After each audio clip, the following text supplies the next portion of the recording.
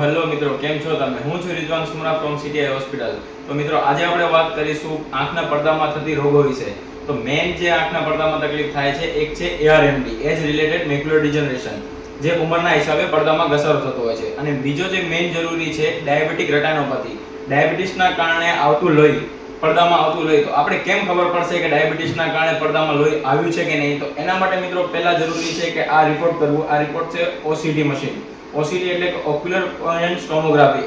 એ report કર્યા પછી જ આપણે ખબર પડે છે કે આપણા પડદામાં કેટલું લોહી આવ્યું છે અને નહીં. અગર આવ્યું છે તો શું સારવારની કેટલી જરૂર છે, તો એના માટે આવો રિપોર્ટ કરવો પડે છે. જો આ જે છે રિપોર્ટ સ્ટેજીસ ઓફ ડાયાબિટીક રેટાઇનોપેથી, આવા જાતનો આપણે રિપોર્ટ કરવો પડે છે, જેનાથી આપણે ખબર પડે છે કે પડદામાં કેટલું લોહી આવ્યું છે. જો અલગ અલગ જાતના બધા ફોટા છે, આ આપણો પડદો છે, બરાબર?